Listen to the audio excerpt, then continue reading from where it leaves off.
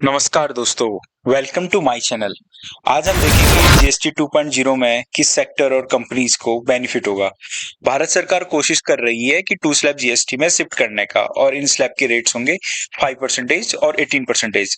जो पुराने जीएसटी में 12% और 28% रेट के स्लैब थे, उनको हटाकर 5% और 18% के स्लैब इंट्रोड्यूस किए हैं जीएसटी 2.0 में। जीएसटी रेट कट करने से लोगों की परचेजिंग पावर बढ़ जाएगी और इकोनॉमी में डिमांड क्रिएट हो जाएगी। पर असली बात समझने की यह है कि हम स्टॉक मार्केट में इन्वेस्ट करने वालों को जीएसटी रेट कट से क्या फायदा होगा और इसका फायदा कैसे उठाएं।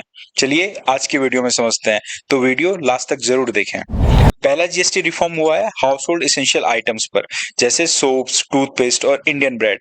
इनमें जीएसटी या तो 0 हो गया है, नहीं तो 5% स्लैब में है।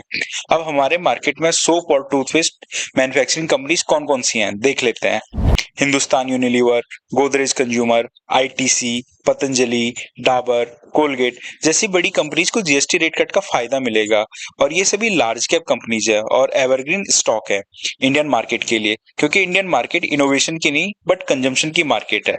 इन कंपनीज में कोई मल्टी बैगर रिटर्न मिलेगा, इसकी होप इन्वेस्टर को नहीं रखनी चाहिए, बट पोर्टफोलियो में ऐसी कंपनीज ही बियर मार्केट में आपका कैपिटल प्रिजर्व करती है।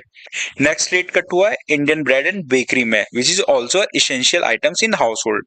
Indian bread and bakery market की लीडर कंपनी है ब्रिटानिया, और it is also an old and evergreen stock listed in stock market. But इस सेगमेंट में एक स्मॉल कैप कंपनी है which can give good return compare to Britannia. अब company का नाम है मिसेस बैक्टर फूड।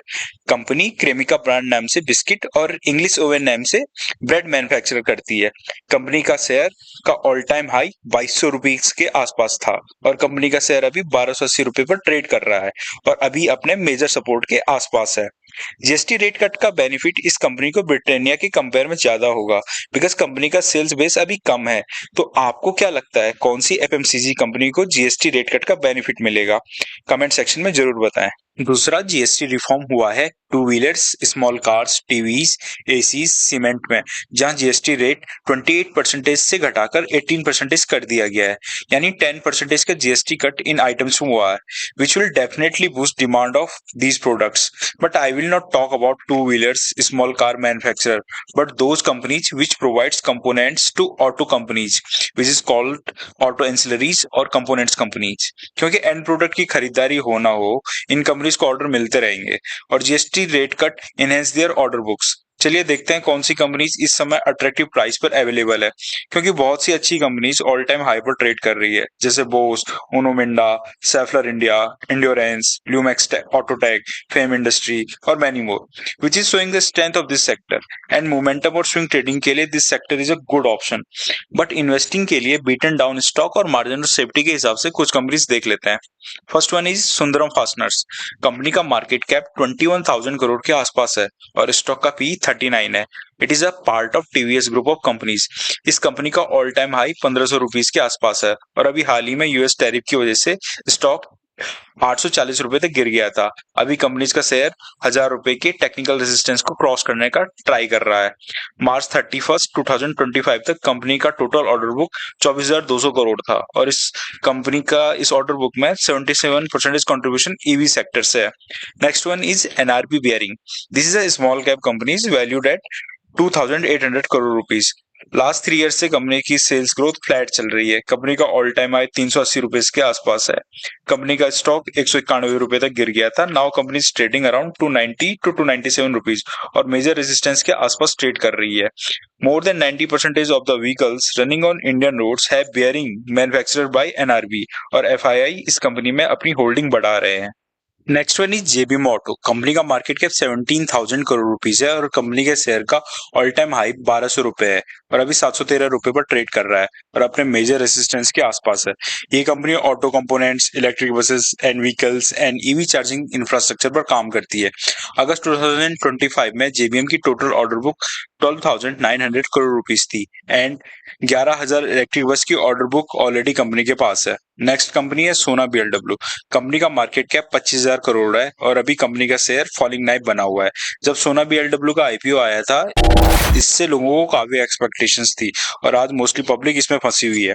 बहुत से लोग ट्रांसफॉर्मर से रिलेटेड न्यू लिस्टेड कंपनीज के बारे में पूछते हैं, बट न्यू लिस्टेड कंपनीज आपको कितनी भी अच्छी लगे fundamentally, but please be aware, क्योंकि नई लिस्टिंग कंपनीज में प्रमोटर और एग्जिस्टिंग इन्वेस्टर कमाना चाहते हैं, जिस कारण शेयर प्राइस बढ़ते रहते हैं अंटिल बिग इन्वेस्टर को हैंडसम एग्जिट नहीं मिल जाता है।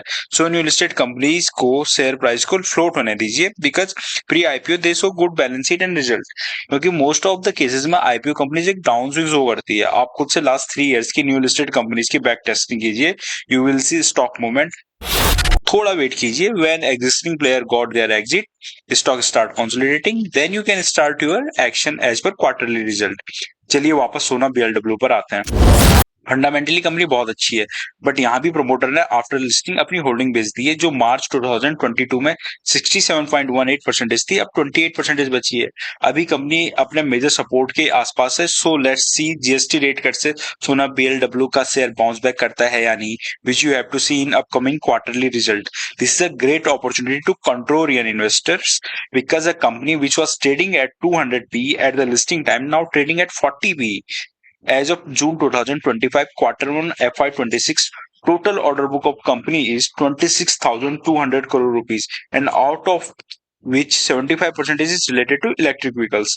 तो आज के लिए इतना ही. If you like my content, please subscribe my channel. If you need detailed analysis of any companies or any topic which I should cover, kindly comment below. Till then, stay invested. Bye bye.